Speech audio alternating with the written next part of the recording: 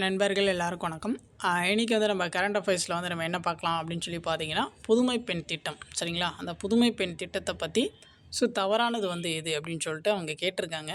இதில் பார்த்தீங்கன்னா ஆக்சுவலி வந்து எதுவுமே வந்து தவறு கிடையாது சரிங்களா? அவங்க கொஷினில் கேட்டுறது வந்து தவறற்ற தொடர் வந்து கேட்குறாங்க. இதில் பார்த்தீங்கன்னா எதுவுமே வந்து தப்பு கிடையாது, எல்லாமே வந்து சரியாக தான் வந்து கொடுத்துருக்கோம். புதுமை பெண் ஸ்கீம்ஸ் பார்த்திங்கன்னா அடிக்கடி வந்து நமக்கு எக்ஸாம் பாயிண்ட் ஆஃப் வியூவில் வந்து கேட்குற கொஸ்டின் சரிங்களா? அதை பற்றி டீட்டெயிலாக வந்து இந்த வீடியோவில் வந்து பார்த்துருவோம். நம்ம சேனலில் பார்த்திங்கன்னா ரெகுலராக வந்து கரண்ட் அஃபேர்ஸ் வந்து அப்டேட் பண்ணி கொடுத்துட்ருக்கோம். ஸோ நம்மளுடைய சேனல் சப்ஸ்கிரைப் பண்ணாதவங்க கொஞ்சம் சப்ஸ்கிரைப் பண்ணி இதை ஃபாலோ பண்ணி வச்சுக்கோங்க. சரி வாங்க பார்க்கலாம். ஃபஸ்ட் பாயிண்ட் பாருங்கள், புதுமை பெண் திட்டத்தை பற்றி டீட்டெயிலாக வந்து பார்த்துருவோம். 2022ஆம் ஆண்டு செப்டம்பர் 5ஆம் தேதி ஆசிரியர் தினத்தன்று பார்த்திங்கன்னா தமிழக முதல்வரால் இத்திட்டம் பார்த்திங்கன்னா சென்னையில் வந்து தொடங்கி வைக்கப்பட்டது சரிங்களா? இந்த திட்டம் வந்து எப்போ தொடங்கினாங்கன்னா செப்டம்பர் 5, 2022 சென்னையில் வந்து தொடங்கி வச்சுருப்பாங்க. ஆசிரியர் தினம் சரிங்களா?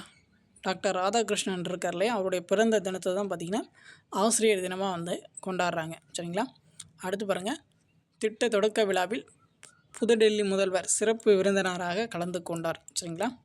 அடுத்து பாருங்கள், 6 முதல் 12ஆம் வகுப்பு வரை அரசு பள்ளியில் பயின்று மேல் படிப்பில் சேர்ந்து படிக்கும் அனைத்து மாணவிகளுக்கும் மாதம் 1000 ரூபாய் நிதியுதவி வழங்கி அந்த நிதி நேரடியாக அவர்களது வங்கி கணக்கில் வரவு வைக்கும் திட்டம் தான் பார்த்திங்கன்னா புதுமை பெண் திட்டம் சரிங்களா? 6 முதல் 12வது வரைக்கும் கவர்மெண்ட் ஸ்கூலில் படிச்சிருந்தா அந்த பெண்களுக்கு பார்த்திங்கன்னா மாதந்தோறும் வந்து 1000 ரூபாய் கொடுப்பாங்க சரிங்களா? அவங்களோட வங்கி கணக்கில் வந்து நேரடியாக வந்து போட்டுருவாங்க. இதுதான் பார்த்திங்கன்னா புதுமை பெண் திட்டம் சரிங்களா? இந்த 1000 ரூபா பார்த்திங்கன்னா அவங்களுடைய உயர்கல்விக்கு பயன்படும் வகைகள் வந்து அவங்களுடைய வங்கி கணக்கில் வந்து செலுத்துகிறாங்க.